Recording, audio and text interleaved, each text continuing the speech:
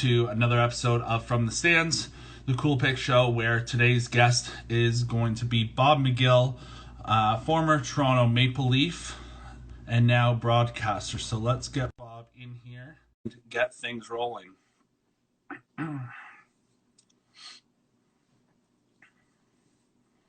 Just waiting and connecting. Again, we hope that everyone is doing well on this Monday afternoon, and we look forward to chatting with Bob momentarily about hockey and about his career. Just waiting.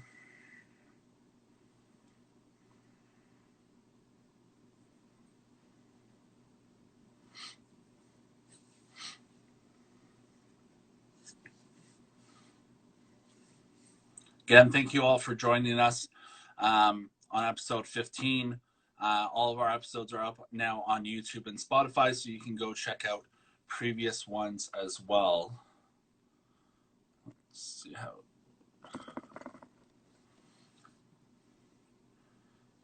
There we go, connecting. There he is. Hey, Ryan. Sorry. Hey, how are you?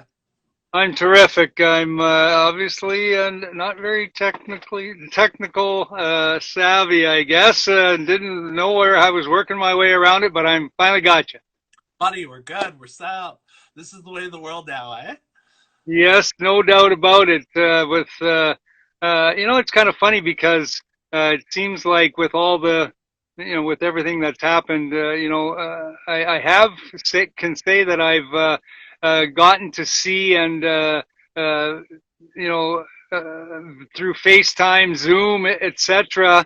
A lot of my old friends that I haven't talked to in years and stuff, and so it's been a good excuse to get a hold of people. So it's been a lot of fun that way.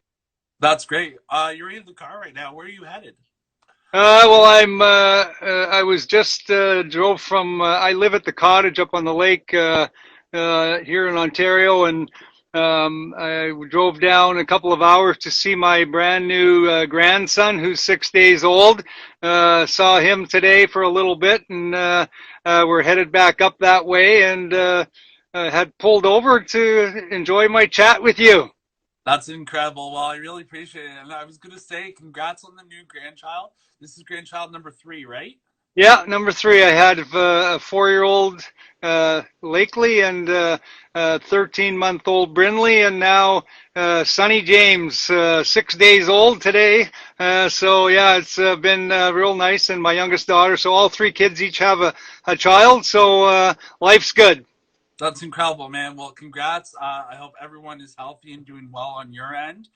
Not to take up too much more of your time, let's get rolling. So my first question I want to ask you is, what was your passion about wanting to play hockey?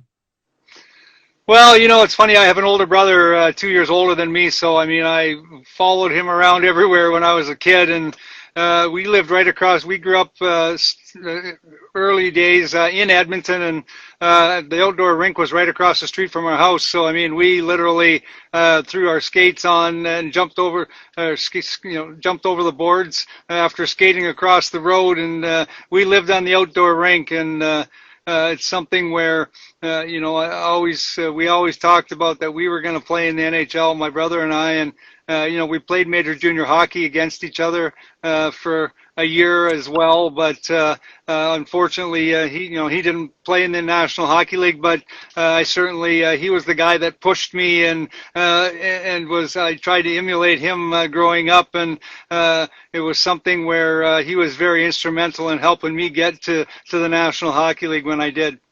That's incredible. I know that you started playing hockey when you moved to Ludic with your family back in 1970, and then before leaving to play for the BC JHL's Abbotsford Flyers in 1978.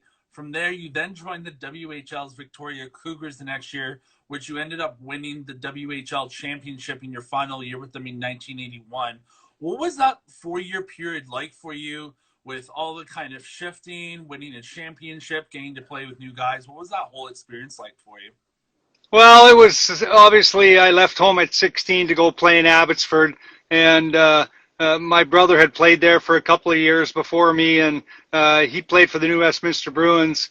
And I was protected by New Westminster, and then I got taken off their protected list for some reason. I ended up on Victoria's, so I ended up going to Victoria, and proved to be obviously a real blessing, I think, because New West team had sort of fallen off the map. And my 17-year-old year, we went to the Western Hockey League finals, and then I got drafted after that season. And then the next year, we went to the Memorial Cup. We won the WHL championship with the Cougars, and it was an unbelievable experience. And I played with Barry Peterson and Brad Palmer and Torrey Robertson, Mark Sear, a bunch of different guys. Grant Fuhr was our goaltender, and that year we were 60-11-1 in Victoria, and that 60 wins is the CHL record that still stands today from 1981. So it was quite an accomplishment, and every time I see one of my old teammates or hear from them, we got lots to be proud of. That's for darn sure. Yeah, that 60 games is unprecedented. You don't see that in regular hockey nowadays. So it's definitely something to be proud of, without a doubt. After you ended up winning your WHL championship, you actually ended up starting your NHL career the following year when you got selected by the Leafs in the 1980 entry draft. What was it like to have your name called by the Leafs and knowing that you were heading to the NHL?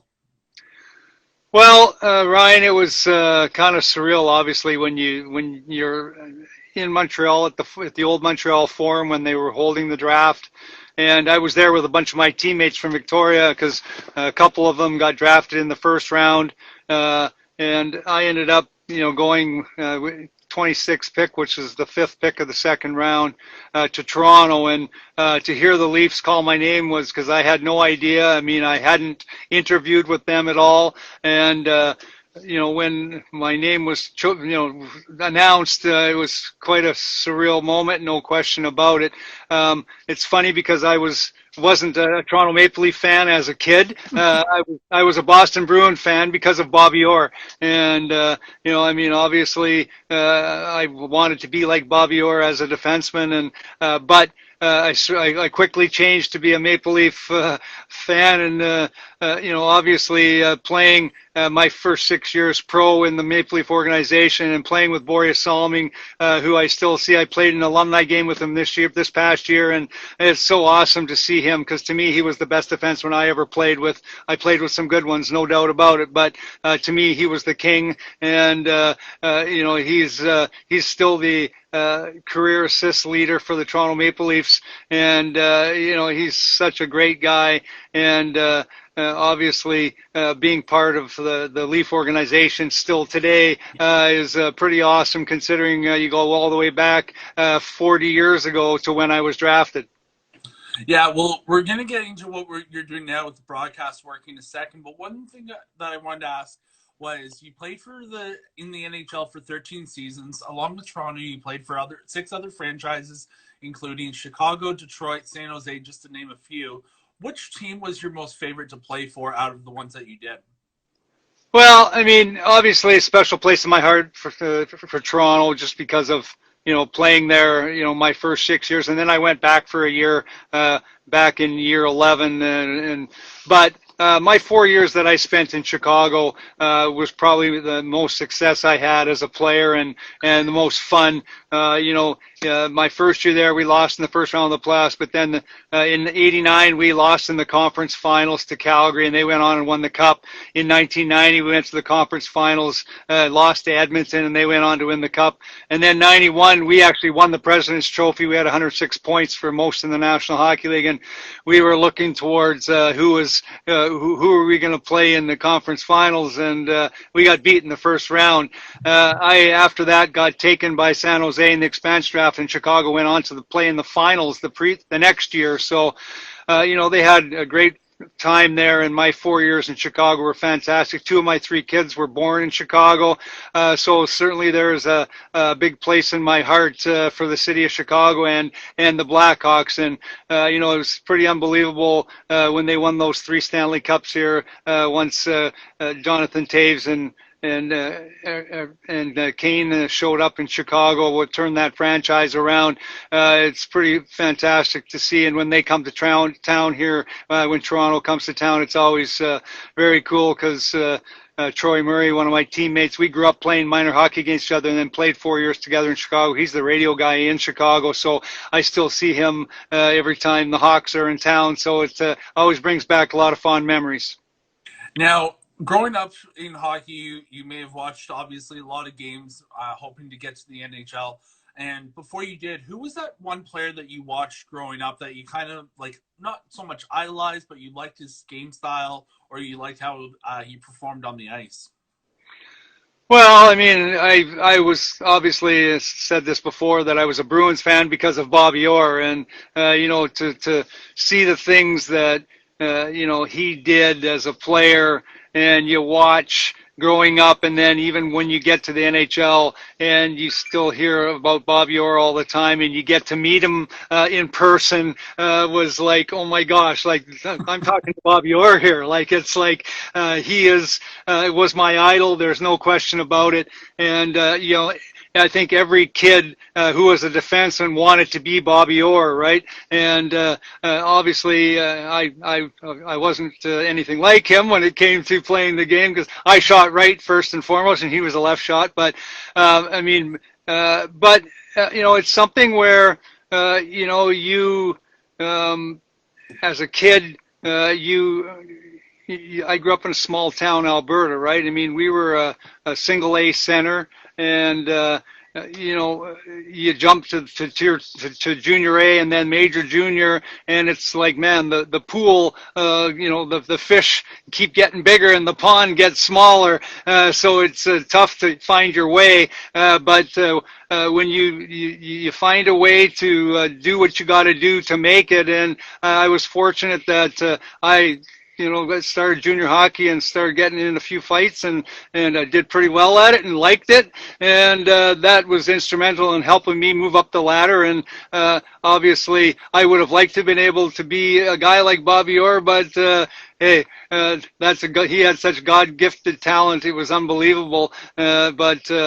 Anyway, at the end of the day, I'm very proud of the fact that I got a chance to play for 13 years as a pro and play over 700 games in the National Hockey League, and I wouldn't trade that for anything. Exactly. You make your own memories. That's what it's all about at the end of the day.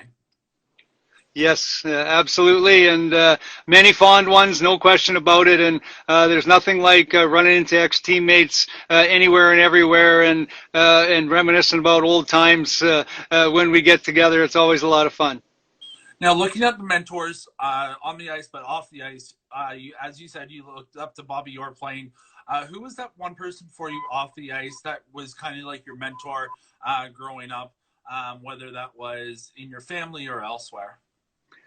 Well, I think that my dad was the guy that he always pushed me to try to strive to be the best, and I talked about my older brother before as well too. I mean, he was a guy that obviously was instrumental in me striving to get where I got, but just I think that having a strong family and support from them, because, there's lots of bumps along the way, right? I mean, I got sent down to the American Hockey League halfway through my second year pro, spent the rest of the year there, and then I spent 3/4 of the next year, and it was a hard fight to get back to the National Hockey League, and when I did, I got the opportunity to stay, and, that was something where when you have those different mentors to help you go through the bad times, so that when the good times are there, it's that much more enjoyable. Now, talking about tough opponents, this is a bit of a two-part question. During your time in the NHL, what was one of your favorite games to play in? I know you, obviously, as you mentioned, there's a lot of games to pick from, but if you had to kind of pick one that stood out among the rest, which would that be? And also, to the second part would be, who would be one of the toughest fighters that you had to play against in the league? Well, I'm going to say that the game wise,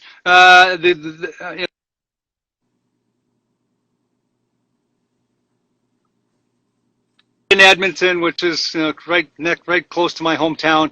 My mom and dad and my family and all kinds of relatives, all my friends, all got tickets to go to the game, and I scored my first NHL goal in Edmonton with all my friends and family there. That was certainly a career highlight, no doubt about that. But the other second part, I guess I would say, is, I mean, when it comes to the fighting aspect of the game, I mean, there was nobody tougher than Bob Probert. And, I tangled with him 6 times, I think. And I'm still here today, so I guess I did okay. But there's one time he did get the best of me, and it was not a good result. But anyway, it's I guess that old saying is, it's not how many fights you win, it's how many you show up for. And I had the opportunity to show up a number of times, and it was always a lot of fun and a challenge, no doubt about it. But you got to do what you got to do for your teammates, and that's the way I always played. That's awesome. And yeah, like you said, it's all about showing up and at least standing up for yourself and for your teammates on the ice, because nothing would be worse than be like, no, I'm good, see you later, and like run away, right? You bet. Now, talking about your post playing career after your retirement, you did go on to play, or to be an assistant coach in the American Hockey League with the Hershey Bears, winning the Calder Cup with them before moving to head coach of the Baton Rouge Kingfish out in the East Coast. What was that transition like for you to be a player on the ice, to then being standing behind the ice and leading the young guns? Well, it was a lot of fun, and when I got the opportunity to coach in the with the Hershey Bears, it was Colorado Avalanche farm team, and Bob Hartley was the head coach, and I joined him there and spent a couple of seasons there together. And winning the Calder Cup was absolutely fantastic, and what an experience that was. And to see, to be part of that was obviously pretty special, no question about it. But it's one of those things where you see the progression of players, because as an assistant coach, you spend countless hours helping the guys hone their skills and do different things, but and try to pick them up when they're down, and try to keep them grounded when they're trying to get too ahead of themselves. But that experience was fantastic. And then when I got the opportunity to be a head coach in the ECHL with the Baton Rouge Kingfish, that was a great experience. I mean, my 3 kids and my wife and I all moved down to Baton Rouge, Louisiana, in the deep South, and I'll tell you, it was such a fantastic life experience for our family for 2 years. We loved it there. We made the playoffs both times. It was a lot of fun. But I just had the 2-year deal, and the ownership, things weren't going so well there, so we moved on after those 2 years. But it was something that was very special, no question about it. And I miss it, but it's sometimes when things aren't going well when you're coaching, you have a lot of sleepless nights. And in the broadcasting business, if the team wins or loses, I go to bed, and I don't have to worry about it, because it's not my problem to have to try and fix the power play or the penalty killing. Yeah, no, talking about broadcasting, in 2005, you further transitioned into hockey, where you became an analyst with Leafs Nation Network, but you also served as the color analyst for the Marlies radio broadcast on AM 640. What's it like for you to still be in an organization that drafted you, you played for 6 years, and now you still get to be part of? Well, it's terrific, no question about it. And being part of the Calder Cup championship with with the Toronto Marlies in 2018 is another highlight, no question about it. I mean, obviously, you're just talking about the games and telling what you see and analyzing the situation, but they made, the Leaf organization has always made me feel part of the family there, which is so special. And Leafs Nation Network, I've been working now for 15 years with them, with both the Leafs and the Marlies. And, it's something that if you would have told me 15 years ago that I was going to be doing this for 15 years, I would have said, oh, that would be pretty wild. And here it is 15 years later. And it is so special. I mean, because I see the Toronto Maple Leaf organization is on the, they're on the cusp right now of taking that next step and breaking through and winning a Stanley Cup championship. And I hope that they're right there getting ready to try and bash the door down, and it would certainly be fantastic to be part of it and to help Leafs Nation celebrate a Stanley Cup championship in Toronto. Wait, hold on, Bob. Do you hear that? I think that's the door knocking for the Leafs. We're almost there. Well, I hope so. I hope so, Ryan.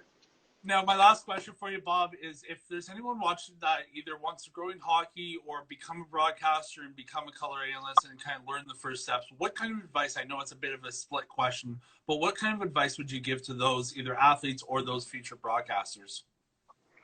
Well, I think the big thing is that, you know what, you have to listen, number one, and talk to people and listen to what they say, because whether you're a player, you listen to coaches and you do whatever. And then when you move on, where I've gotten into the broadcasting, hey, I was green, and you listened to, you had people giving you advice and telling you different things, what to do, what not to do, and make sure you put that into play and use that on a daily basis, and never be satisfied with being second best. You want to try and be the best all the time, and if you do that, you should succeed, no question. And at the end of the day, remember that it's a game. You got to have fun, and when you're having fun, it'll never be like you're working. Yeah, definitely. It's always, like everyone says, as long as you're having fun in whatever organization, whatever job aspect you're working in, as long as you're having fun, that's the most important thing of any job. You bet. Well, Bob, thank you so much for taking the time. I really appreciate it. Again, congrats on the third grandchild, and thank hopefully you. We will be able to see you around the rink sooner than later once it's safe to do so. But until then, enjoy up in the cottage, enjoy the relaxation, and we look forward to seeing more from you. You bet, Ryan. Thank you so much for having me, and take care of yourself. Yeah, be you safe. as well. Take care, guys. Bye.